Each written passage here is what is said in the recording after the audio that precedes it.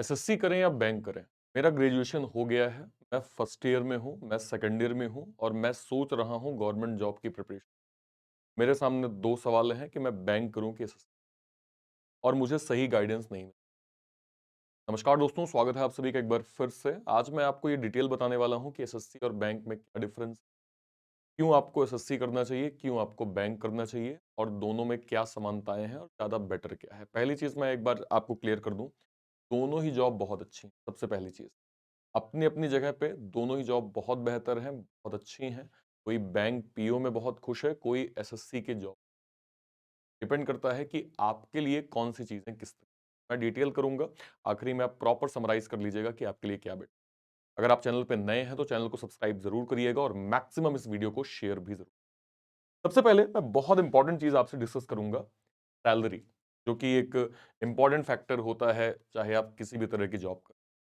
अगर मैं bank PO की जॉब की बात करूं तो इसकी सैलरी जो है वो लगभग 43 से 47 हज़ार, आजकल थोड़ा सा कुछ पर्क्स अलाउंसेस अगर मैं ऐड कर दूं तो 50-52 तक भी हो जाती है। और अगर मैं यहाँ पे एसएससी सीजीएल की बात करूं 4600 ग्रेड पी की, तो इसकी सैलरी 52 से 65 हज़ार के आसपास होती है। वो भी 7 पे कमीशन का इसमें बेनिफिट हो जाता है। ये भी आपका डिफर करता है इन टर्म्स ऑफ पर्क्स। तो मैं एक चीज तो कह सकता हूं कि हाँ यार, एसएससी की salary in terms of this थोड़ा अपर हैंड में बेटर तो है, लेकिन सबको 4600 ग्रेड पे नहीं मिलता है। ये भी एक चीज इंपॉर्टेंट, तो इस फैक्टर को भी बहुत अच्छे से जान लीजिए। ठीक है, सैलरी के मामले में थोड़ा सा अगर मैं कहूं तो एसएससी सीजीएल में थोड़ा आपको जो है वो बेनिफिट मिल जाता है, लेकिन इसके और भी आगे कौन से हैं जिसको हम लोग आगे डिस्कस करेंगे। ठीक है, जैसे इस पे देखिए, पे revision in banking sector happens every 5 years and in central government job the SSC jobs after 10 years. So in longer run, bank PO get more salary increment. Banking में एक फायदा यह है कि इसमें आपकी ग्रोथ बहुत अच्छी हो, और जितना बेहतर आप वर्क करते जाएंगे आपको बैंकिंग में उतना बेहतर ग्रोथ मिलता है। एसबीआई पीओ में तो बहुत ही अच्छा ग्रोथ मिलता है। अगर आप एसबीआई में पीओ बन जाते हैं तो आपको लॉन्गर रन में, अगर आप एक पोटेंशियल एम्प्लॉई हैं, तो आपको बहुत अच्छी खासी ग्रोथ मिलती है। इंटरनल एग्जाम होते हैं बैंक में, जैसे आप ज्वाइन कर लिए तो स्केल 2 स्केल 3 ऑफिसर बनने के लिए आपको एक जाइप काइप का कोर्स करना पड़ता है। अगर आप इसको करके परीक्षा में पास हो गए तो आप यहाँ देख सकते हैं 2K increment in public sector banks including SBI. तो ये एक अच्छी चीज है कि आपको बैंकिंग में थोड़ा सा ग्रोथ अच्छे लेवल पे आपको मिल जाता है। ठीक है, नेक्स्ट पे आइए। पर्क्स जो है वो लगभग सेम होते हैं। अगर मैं पर्क्स की बात करूं, चाहे बैंक हो चाहे एसएससी हो, दोनों में ही आपको बेनिफिट लगभग सेम ही मिलते हैं, कोई खास इसमें अंतर आपका नहीं। नेक्स्ट पे आइए। In SBI, promotion are fast. You can increase your salary as at a much faster rate. For example, SBI PO can become chief manager in 10-12 years and can earn up to 80-90 thousand per month. ये थोड़ा सा और add हो जाए, ये भी आपका city wise differ करता है कि लेट सपोज अगर आप बैंगलोर पोस्टेड है, मुंबई पोस्टेड है ना, मतलब जहाँ पे इन्फ्लेशन रेट ज्यादा है, जहाँ खर्चे ज्यादा है, वहां पे आपको इसका बेनिफिट भी मिलता है। ये सैलरी आपको अच्छे लेवल पे, अच्छे नंबर पे इन टर्म्स ऑफ ग्रोथ आपको मिलती है। तो ये एक बहुत अच्छी चीज है एसबीआई में या बैंकिंग में।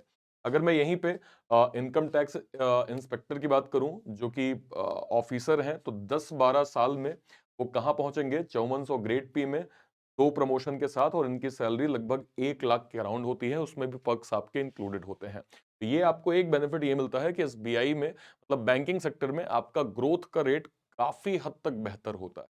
मतलब वही है कि आप बैंकिंग में पीओ बन गए, ऑफिसर बन गए, और आप एक पोटेंशियल एम्प्लॉय हैं, तो आपको ग्रोथ जो है वो in terms of salary wise, ये थोड़ा सा इंपॉर्टेंट फैक्टर है। बार बार सैलरी क्यों ऐड कर रहा हूं, क्योंकि जॉब लगने के बाद हमारा जो होल सोल फोकस होता है वो अपनी ग्रोथ पे होता है, सेल्फ ग्रोथ पे होता है, फ्यूचर ग्रोथ पे होता है, जिसमें सैलरी एक इंपॉर्टेंट फैक्टर यहाँ पे ऐड हो जाता है। तो ये चीज आपके सामने मैंने क्लियर डेटा के साथ यहाँ पे रख दिया। अब देखिए, आप कहें कि सर बैंक की मुझे जॉब करनी चाहिए एसएससी के, मैं ये कहूंगा it's all depends to you, कि भाई आपको क्या लग रहा है, आपके लिए क्या बेहतर है। मैं आपको फैक्ट यहाँ पे फिर से बता देता हूँ कि क्या क्या चीजें आपके लिए इंपॉर्टेंट। बैंक पीओ में अगर मैं मैथ्स के सिलेबस की बात करूं तो बैंक पीओ में लेंदी पैटर्न होता है, जबकि एसएससी में सिलेबस बहुत वास्ट हो जाता है। राइट, काफी वास्ट होता है। आपको पता है कि एसएससी में आपकी एडवांस मैथ भी आती है, एडवांस मैथ हालांकि आपको बैंकिंग में देखने को नहीं मिलती। ठीक है, नेक्स्ट पे आइए।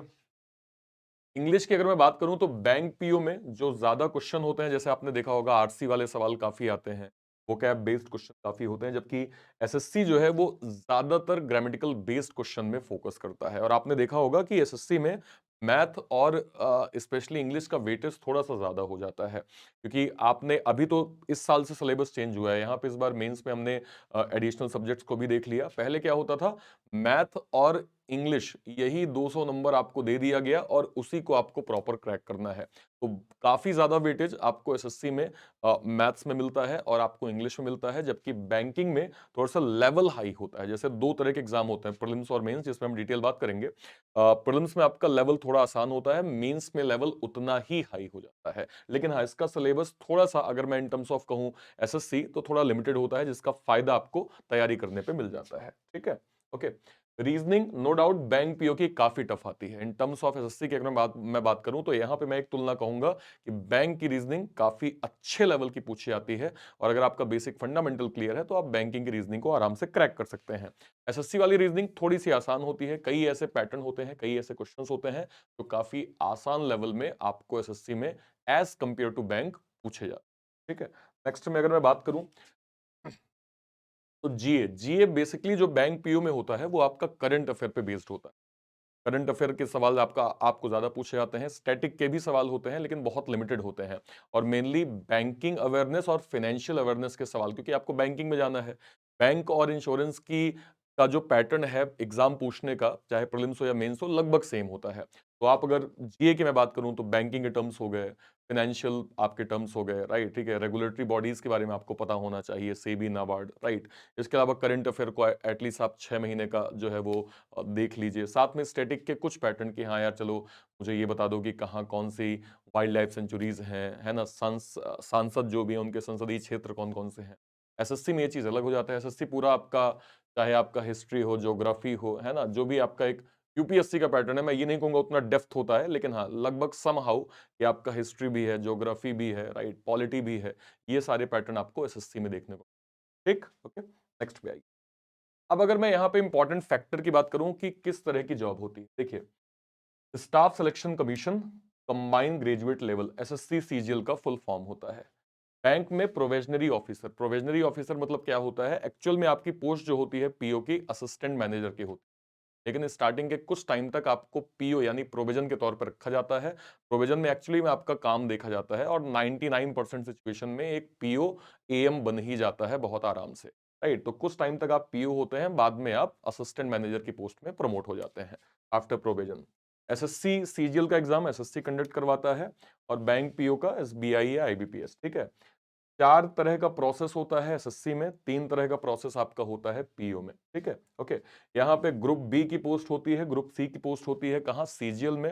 और अगर मैं यहाँ पे जाऊंगा, तो पीओ की आपकी पोस्ट यहाँ पे बनती है। ठीक है, नेक्स्ट पे आइए।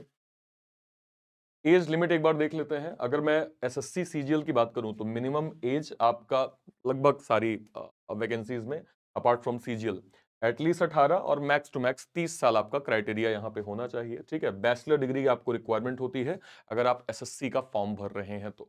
अगर मैं बैंक पीओ की बात करूं, मिनिमम एटलीस्ट एज आपकी 20 होनी चाहिए, मैक्स टू मैक्स आपकी 30 होनी चाहिए, राइट। तो कुछ कुछ जगह 20 से 28 साल एज होती है, मैं क्लरिकल को भी यहाँ पे ऐड कर रहा हूँ। और कुछ कुछ जगह आपका 21 से 30 होता है, या 20 से 30 होता है। यहां भी आपको डिग्री की आवश्यकता होती है, चाहे आपने बीए किया है, एमए किया है, बीएससी किया है, एमएससी किया है, इंजीनियरिंग किया है, आपके पास डिग्री है, आप आराम से बैंक का भी फॉर्म भर सकते हैं, एसएससी का भी फॉर्म आप प्रॉपर भर सकते हैं। नेक्स्ट पे आते हैं। अब इनके 4 स्टेजेस कौन कौन से होते हैं। एसएससी सीजीएल की बात कर रहा हूं। सबसे पहले आपका टायर 1 कंप्यूटर बेस्ड आपका टेस्ट होगा, जो कि ऑब्जेक्टिव बेस्ड होगा, राइट, ठीक है। सेकंड पे आप आइए। सेकंड भी आपका कंप्यूटर बेस्ड ही आपका ऑब्जेक्टिव टेस्ट होगा, मतलब ये आपका एक प्रकार से प्रीलिम्स और मेंस आप कह सकते हैं। प्रीलिम्स भी आपका ऑब्जेक्टिव टाइप, मेंस भी आपका ऑब्जेक्टिव टाइप, ठीक है। थर्ड पे आइए, डिस्क्रिप्टिव टेस्ट आपका होगा, राइट। और फोर्थ में आपका डेटा एंट्री स्किल सेट या कंप्यूटर लिटरेसी टेस्ट आपका हो जाएगा। साथ में आपका डॉक्यूमेंट वेरिफिकेशन हो जाएगा। ये एसएससी का आपका है, 4 टायर में आपका एग्जाम का पैटर्न है। बैंक पीओ की अगर मैं बात करूं, तो बैंक पीओ में एक तो आपका प्रीलिम्स, सबसे पहले प्रीलिम्स होता है, फिर आपका मेंस होता है, मेंस के साथ आपका डिस्क्रिप्टिव होता है, राइट? ठीक है। अगर आप एसबीआई पीओ दे रहे हैं तो आपको साथ में साइकोमेट्रिक टेस्ट भी देना पड़ेगा। अगर आप एसबीआई पीओ नहीं, आईबीपीएस पीओ दे रहे हैं तो आईबीपीएस पीओ में साइकोमेट्रिक टेस्ट नहीं होता है। तो प्रीलिम्स हो गया, मेंस हो गया, डिस्क्रिप्टिव हो गया और लास्ट में आपका इंटरव्यू हो जाता है, राइट? ठीक है। तो ये तीन तरह की प्रोसेस, जो डिस्क्रिप्टिव और साइकोमेट्रिक मैंने कहा, ये आपका मेंस के साथ ही ऐड ऐड आप कर सकते हैं। एसबीआई पीओ में भी लास्ट ईयर से ही ऐड हुआ है। आईबीपीएस पीओ में साइकोमेट्रिक नहीं होता है, केवल आपका डिस्क्रिप्टिव हो जाता है। ठीक, ओके, नेक्स्ट पे आइए। अब यहाँ पे आप पैटर्न देख लीजिए। टायर 1 में आपके total number of question 100, tyre 2 में ये डिपेंड करता है अलग अलग एग्जाम्स में, राइट? ठीक है। टायर 3 में आपका डिस्क्रिप्टिव हो गया। इसमें अगर मैं देखूं, प्रीलिम्स में आपके 100 मार्क्स हो गए। ये ना केवल पीओ क्लर्क दोनों में होते हैं। मेंस में अलग अलग होता है। एसबीआई में आपका, आईबीपीएस में 225, एसबीआई में 200, राइट? ठीक है। और अलग अलग कुछ और, जैसे कभी कभी बीओबी का अलग से जो है वो पीओ आ जाता है, नैनीताल का पीओ अलग से आता है। तो कुछ कुछ जगह अलग अलग नंबर्स आपके मेंस के हो सकते हैं। ठीक है, ओके। अब इसके सब्जेक्ट आप देख लीजिए।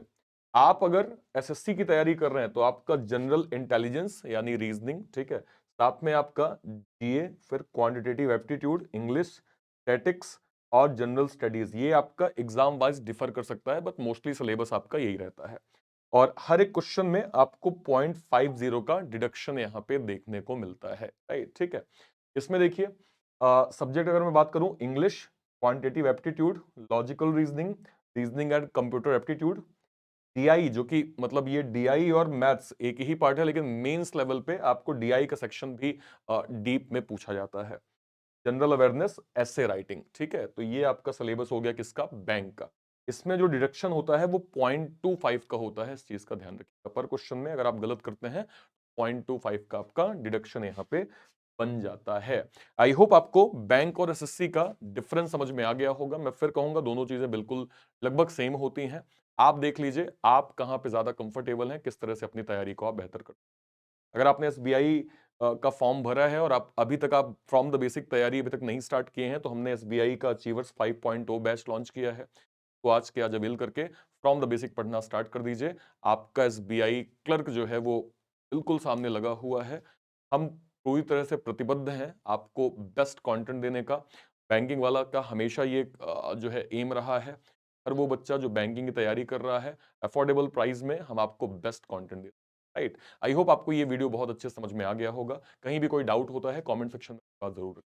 फिलहाल के लिए सेशन को इतना ही रखते हैं। Till then bye bye, thank you so much. जय हिंद, थैंक यू।